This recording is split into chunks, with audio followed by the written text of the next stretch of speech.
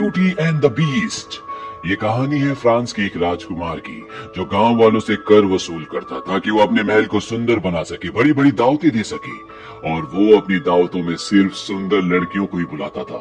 और एक रात को जब बाहर तूफान चल रहा था तो उस तूफान से बचने के लिए एक गरीब भिखारी बुढ़िया जो कि बहुत बदसूरत थी, वो उसके महल में आ गई और उसने राजकुमार की शान में उसे एक तोहफा दिया। और ये तोहफा था एक गुलाब का फूल। लेकिन उसकी बुरी हालत और बुरे चेहरे को देखकर राजकुमार उस पर हंसने लगा।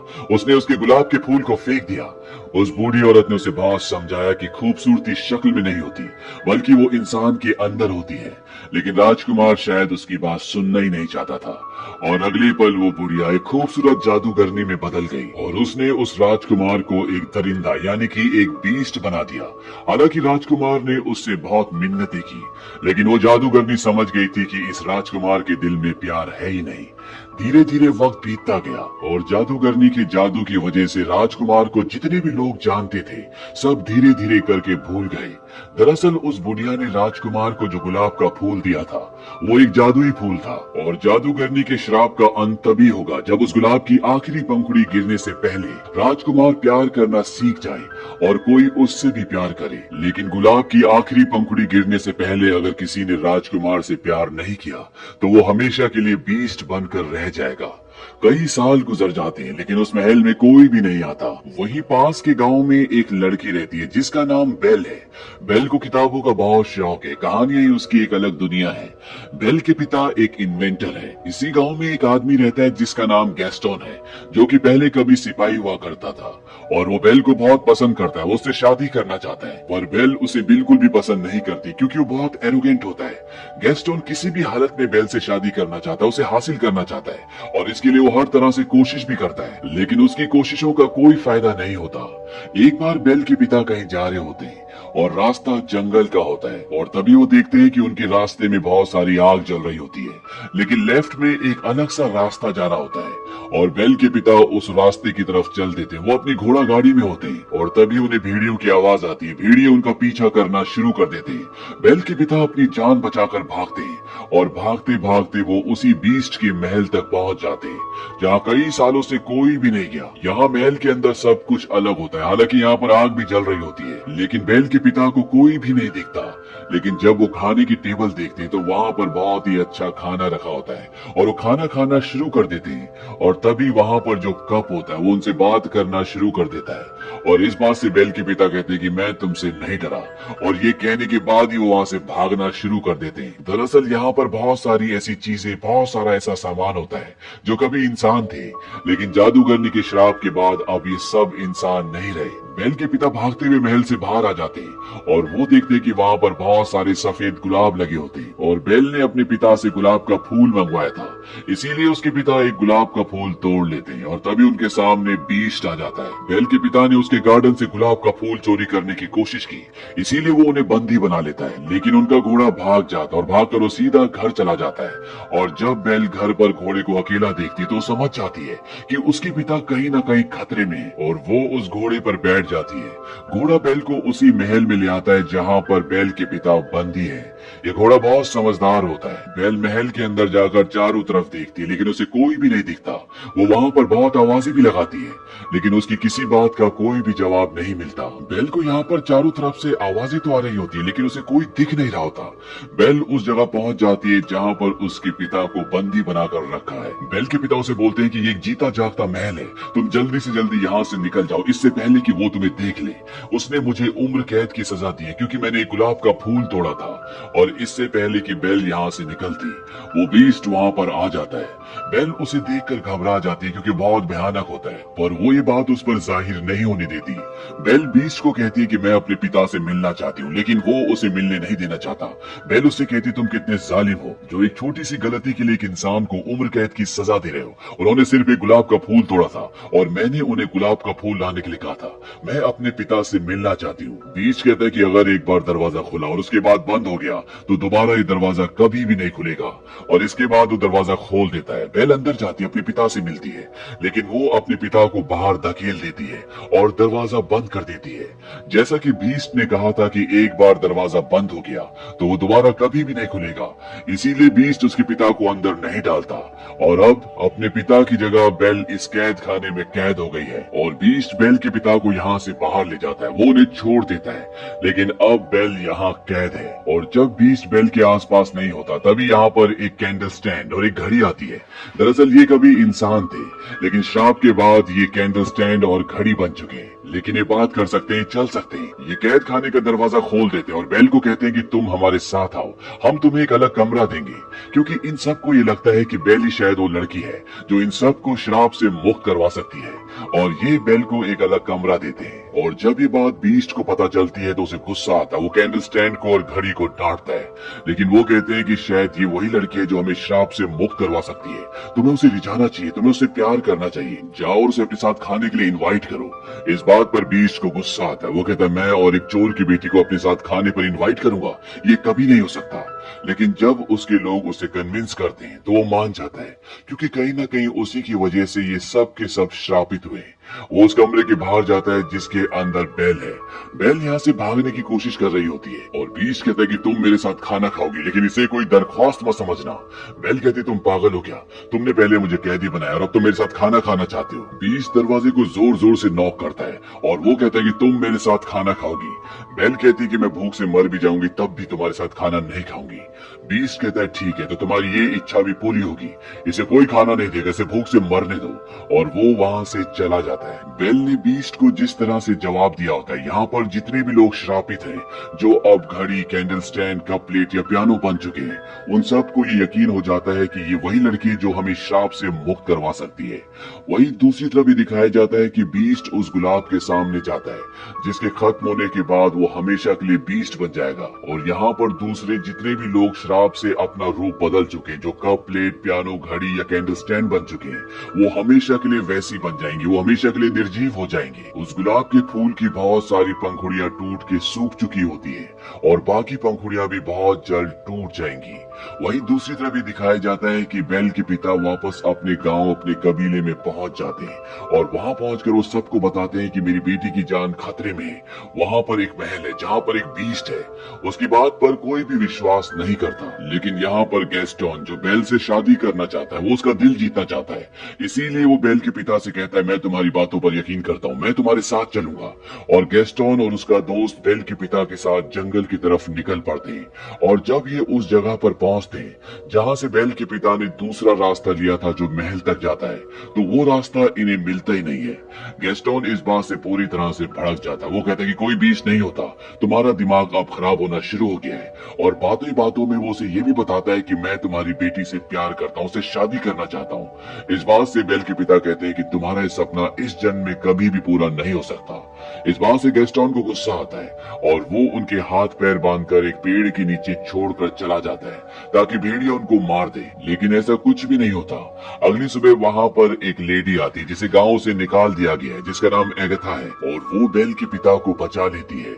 वहीं दूसरी तरफ महल में ये दिखाया जाता है कि बेल किसी तरह से उस गुलाब के फूल तक पहुंच जाती है जिस फूल में इन सब की मुक्ति छुपी हुई है, और वो उसे हाथ लगाने वाली होती है कि तभी वहां पर बीस्ट आ जाता है। वो कहता है तुम्हें पता है कि तुम क्या करने वाली थी, अभी हम सब की जिंदगी खत्म हो जाती। और वो उसे कहता है कि तुम्हें यहाँ से जाना होगा, चली जाओ यहाँ से। और बेल वहां से रोते हुए चली जाती है।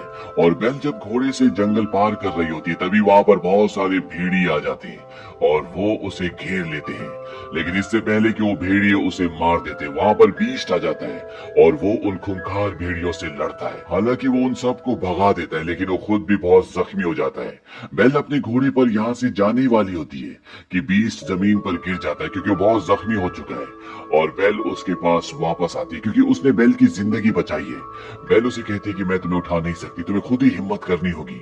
और वो बड़ी मुश्किल से खड़ा होता है, बेल उसे अपने घोड़े पर बिठाकर वापस महल में ले आती है और इस तरह से बेल एक बार फिर से उसी महल में वापस आ गई है और महल में रहने वाली जितनी भी दूसरी श्रापित चीजें वो बेल को देखकर बहुत खुश हो जाती है, क्योंकि वो चाहते हैं कि बेल यहाँ पर रहे और बीस्ट और बेल एक दूसरे से प्यार करे ताकि वो सब श्राप मुक्त हो जाएं। लेकिन बेल को वो गुलाब के फूल के राज के बारे में नहीं बताते। वो उसे ये नहीं बताते कि हमें मुक्ति कैसे मिलेगी, बस वो उसे ये बताते हैं कि जब इस गुलाब के फूल की आखिरी पंखुड़ी भी गिर जाएगी तो हम जिस रूप में हमेशा वैसी रह जाएंगी और बीस्ट भी हमेशा के लिए बीस्ट बन जाएगा।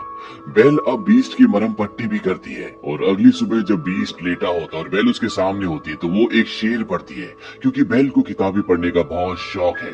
लेकिन उस शेर को बीस्ट खुद ही पूरा कर देता है। इस बात से बेल पूरी तरह से शॉक्ड हो जाती है। वो कहती है, क्या तुम शेर व शायरी पढ़ते हो? बीस्ट कहता है कि प्यार मोहब्बत की तो बिल्कुल नहीं, लेकिन मेरी तालीम बहुत अच्छी हुई है। बेल उसे कहती है, मुझे तो प्यार मोहब्बत की बातें किताबें बहुत पसंद है। बीस्ट कहता है, वो तो तुम्हारी शक्ल पर ही दिखता है, अगर तुम्हें कुछ पढ़ना है तो अच्छा पढ़ो। और वो उसे अपने साथ अपनी लाइब्रेरी में ले जाता है और उस लाइब्रेरी को देखकर बेल पूरी तरह से हैरान हो जाती है, क्योंकि वहां पर बहुत सारी किताबें होती है। जहां बेल के गांव में उसे एक भी किताब नहीं मिलती थी और जो भी मिलती थी उसके लिए उसे बहुत मेहनत करनी पड़ती थी। यहाँ पर किताबों का भंडार है। बीस्ट कहता है कि अगर तुम चाहो तो तुम यहीं पर रह सकती हो और इस बात से बेल बहुत खुश हो जाती है। और इसके बाद धीरे धीरे इनके बीच में दोस्ती होना शुरू हो जाती है। ये साथ घूमते हैं, बेल उसे किताबें पढ़कर सुनाती है, ये साथ खाना भी खाते हैं और अब बीस्ट गाना भी गाता है। बीस्ट बेल को एक जादुई किताब भी दिखाता है जो उसे जादूगरनी ने दी थी और वो कहता है कि इस किताब से तुम समय में कहीं भी जा सकती हो। और बेल उस वक्त में जाना चाहती है जब उसकी मॉम ने उसे आखिरी बार देखा था और जब वो उस वक्त में जाती है तो बेल को पता चलता है कि उसकी मॉम को प्लेग हो गया था। इसीलिए बेल की मॉम ने बेल के पिता को कहा था कि तुम बेल को लेकर हमेशा के लिए यहाँ से दूर चले जाओ ताकि उसे ये बीमारी ना लगे। और ये सुनने के बाद, ये पता लगने के बाद बेल को बहुत दुख होता है, क्योंकि उसे ये बात पता नहीं थी। इसके बाद इस समय में वापस आ जाते हैं और बीस्ट का साथी जो कैंडल स्टैंड होता है वो उसे कहता है कि तुम्हें बेल को बोल देना चाहिए कि तुम उससे प्यार करते हो। बीस्ट कहता है कि वो कभी भी मुझसे प्यार नहीं करेगी, लेकिन कैंडल स्टैंड बीस्ट को पूरी तरह से कन्विंस करने की कोशिश करता है और सब के सब बीस्ट को तैयार करते हैं। वहीं दूसरी तरफ बेल को भी तैयार किया जाता है और इन दोनों को अब एक साथ डांस करना है, क्योंकि बेल को डांस करना बहुत पसंद है। दूसरी तरफ ये दिखाया जाता है कि बेल के पिता वापस अपने गांव में पहुंच जाते हैं और वो सबको बता देते हैं कि गैस्टोन ने उन्हें जंगल में बांधकर छोड़ दिया था ताकि भेड़िए उन्हें खा ले। और उनके साथ एगथा भी होती है जिसने जंगल में उनकी जान बचाई थी। लेकिन गैस्टोन पूरी तरह से मुकर जाता है। वो कहता है कि ये झूठ बोल रहे हैं, इनकी दिमागी हालत खराब हो चुकी है, इनके ऊपर कोई शैतानी साया है। और साथ ही साथ वो कहता है एगथा की गवाही कोई मान्य नहीं रखती, क्योंकि इसे पहले गांव से निकाल दिया गया था। और गैस्टोन का जो साथी होता है वो उसकी तरफ से गवाही देता है। वो कहता है कि गैस्टोन जो भी कह रहा है वो सच कह रहा है। और सब गांव वाले गैस्टोन की बात पर विश्वास कर लेते हैं और अब सबको यही लगता है कि बेल के पिता की दिमागी हालत खराब है, उनके ऊपर कोई शैतानी साया है और वो उन्हें पकड़ लेते हैं। वही महल में बेल और बीस्ट डांस करते हैं। इन दोनों को डांस करने में बहुत मजा आता है और आज बीस्ट ने भी कई सालों बाद डांस किया है। बीस्ट बेल को कहता है कि मैं इस एहसास को भूल ही गया था। बेल बताती है कि उसके डैड ने उसे डांस करना सिखाया। बचपन में उसके डैड उसको अपने पैरों पर ही डांस करवाते थे। बीस्ट कहता है, क्या तुम्हें उनकी याद आती है? बेल कहती है कि हाँ। बीस्ट के पास एक जादुई आईना होता है जिसमें वो किसी को भी देख सकते हैं और उस आईना में वो बेल को उसके डैड को दिखाता है और बेल देखती है कि उसके डैड को गांव वालों ने बंदी बना लिया। इस बात से परेशान हो जाती है। बीस्ट कहता है कि तुम्हें जाना चाहिए, उन्हें तुम्हारी जरूरत है। और जाने से पहले वो उसे जादुई आईना भी दे देता है। वो कहता है कि कभी भी तुम्हें मेरी याद आए तो इस बदसूरत चेहरे को इस आईने में तुम देख लेना। और इसके बाद बेल वहां से निकल जाती है और बीस्ट इस महल में अकेला रह जाता है। बीस्ट को बेल से प्यार हो गया है, लेकिन उसने उसे अब आजाद कर दिया है। वो उसकी जिंदगी से दूर जा चुकी है और जो श्राप उसे मिला था अब वो कभी भी खत्म नहीं होगा। इसी वजह से बीस्ट के जितने भी साथी होते हैं वो सब के सब उदास हो जाते हैं। वहीं बेल गांव में पहुंच जाती है। वो देखती है कि उसके पिता को सबने बंदी बना रखा है और वो सबको यकीन दिलाती है कि उसके पिता सच कह रहे थे। वहां पर एक महल है जिसके अंदर एक बीस्ट, एक दरिंदा रहता है, लेकिन गांव वाले उसकी बातों पर विश्वास नहीं करना चाहते। और तब वो उसे वो जादुई आईना दिखाती है और वो उस आईने में सबको बीस्ट दिखाती है और उसे देखकर सब के सब हैरान हो जाते हैं। बेल सबको बताती है कि तुम्हें डरने की जरूरत नहीं है, वो दिल का बहुत अच्छा है, वो कभी भी किसी को नुकसान नहीं पहुंचाएगा। और ये सारी बातें सुनने के बाद गैस्टोन को यकीन हो जाता है कि बेल अब उस बीस्ट से प्यार करती है। इस बात से उसके अंदर जलन की भावना पैदा हो जाती है और वो सबको बताता है कि ये काला जादू है उस बीस्ट ने इसके ऊपर काला जादू कर दिया और इसे भी इसके पिता के साथ बंदी बना दो। और वो सब गांव वालों को उकसाता है कि हम सबको उस बीस्ट को मिलकर खत्म करना होगा, नहीं तो यहाँ गांव में आकर हम सबको, हमारे परिवार को मार देगा। और गांव वाले भी उसकी बातों में आ जाते हैं और अब पूरा का पूरा गांव महल की ओर चल देता है। और जब गांव वाले बीस्ट को मारने के लिए महल में पहुंच जाते हैं तो बीस्ट के वहां पर जितने भी साथी होते हैं वो सब के सब उन पर हमला कर देते हैं। गांव वालों को कुछ भी समझ में नहीं आता क्योंकि ये सब इंसान नहीं है बल्कि candle stand, cup plate, almirah और अलग अलग चीजें हैं। वही गैस्टोन बीस्ट तक पहुंच जाता है। बीस्ट बहुत उदास होता है क्योंकि बेल के जाने के बाद उसे कुछ भी अच्छा नहीं लग रहा होता। और गैस्टोन उसे कहता है, तुम्हें क्या लगता है कि बेल तुमसे प्यार करती है? उसी ने हम सबको यहाँ पर तुम्हें मारने के लिए भेजा है। और वो बीस्ट को एक गोली मार देता है जो उसकी पीठ पर लगती है और बीस्ट नीचे गिर जाता है। वो नीचे एक गुम्बद को पकड़ लेता है और इससे पहले कि वो दूसरी गोली भी चलाता, वहां पर बेल आ जाती है और बेल गैस्टोन का हाथ पकड़ लेती है और इसी हाथापाई में गैस्टोन भी नीचे गिर जाता है। उसकी गन उसके हाथ से छूट जाती है। बीस्ट भी अब ऊपर आने की कोशिश कर रहा होता है और तभी बेल उसे आवाज लगाती है। वो कहती है कि मैंने गांव वालों को रोकने की कोशिश की थी लेकिन किसी ने मेरी बात नहीं सुनी। बेल को देखने के बाद बीस्ट के अंदर एक बार फिर से जज्बा जाग उठता है। हालांकि वो गैस्टोन से लड़ना नहीं चाहता था लेकिन अब उसे लड़ना पड़ेगा और वो गैस्टोन तक पहुंच जाता है। वो गैस्टोन को गर्दन से पकड़कर ऊपर उठा लेता है और वो उसे महल की ऊंची दीवार से नीचे फेंकने वाला होता है। गैस्टोन बोलता है कि मुझे छोड़ दो बीस्ट। बीस्ट कहता है कि मैं बीस्ट नहीं हूँ। वो उसे छोड़ देता है और कहता है, जाओ, चले जाओ यहाँ से। गैस्टोन वहां से निकल जाता है और बीस्ट अब बेल के पास पहुंच जाता है और इस मौके का फायदा उठाकर गैस्टोन पीछे से बीस्ट पर गोलियां चलाता है। वो बीस्ट को 2 गोलियां मार देता है जिससे वो गिर जाता है, लेकिन गैस्टोन जिस जगह पर खड़ा होता है वो जगह अपना भी टूट जाती है और गैस्टोन भी उस ऊंची जगह से नीचे गिर जाता है, यानी कि उसका खात्मा हो चुका है। यहाँ पर बीस्ट अब अपनी जिंदगी की आखिरी सांसें ले रहा है और बेल उसे कहती है कि अब मैं तुम्हें छोड़कर कभी भी नहीं जाऊंगी। बीस्ट कहता है कि अब मेरे जाने का वक्त हो गया है। बेल उसे कहती है कि सब कुछ ठीक हो जाएगा और तभी गुलाब के फूल की आखिरी पंखुड़ी भी गिर जाती है और जैसी वो जमीन पर गिरती है बीस्ट पूरी तरह से खामोश हो जाता है। और यहाँ पर जितनी भी चीजें होती है जो बोल सकती थी, जो कभी इंसान थी, अब वो पूरी तरह से निर्जीव हो जाती है। उनके अंदर जो शक्ति थी, जो जान थी, वो पूरी तरह से खत्म हो गई है क्योंकि गुलाब की सारी पंखुड़ियां गिर गई है। और यहाँ बेल को बीस्ट के जाने से बहुत दुख होता है। उसकी आंखों में आंसू होते हैं और वो बीस्ट को कहती है कि मैं तुमसे बहुत प्यार करती हूँ और वो उसे किस भी करती है। यहाँ पर एगाथा भी आ गई होती है। एगाथा वही लेडी है जिसे गांव से लोगों ने निकाल दिया था। दरअसल ये जादूगरनी होती है और अगले पल जब वो ये देखती है कि बीस्ट को किसी से प्यार हो गया था और वो लड़की भी बीस्ट से प्यार करती है, यानी कि वो शराब खत्म हो गया है। और अगले पल बीस्ट के चारों तरफ रोशनी चमक उठती है और बीस्ट जो कि एक हैवान था अब वो सुंदर राजकुमार में बदल जाता है। और ये देखकर बेल खुश हो जाती है और वो बीस्ट जो कि अब एक सुंदर राजकुमार है वो बेल के पास आता है, उसे गले लगा लेता है और उसे किस करता है, यानी कि अब ये दोनों एक साथ है। और महल में जितनी भी श्रापित चीजें थी जो कभी इंसान हुआ करती थी वो वापस अपने असली रूप में आ जाती है। महल में चारों तरफ अब खुशियां हैं और राजकुमार जो कभी बीस्ट हुआ करता था वो और बेल सबके बीच में डांस कर रहे हैं। और इसी के साथ ये कहानी खत्म हो जाती है।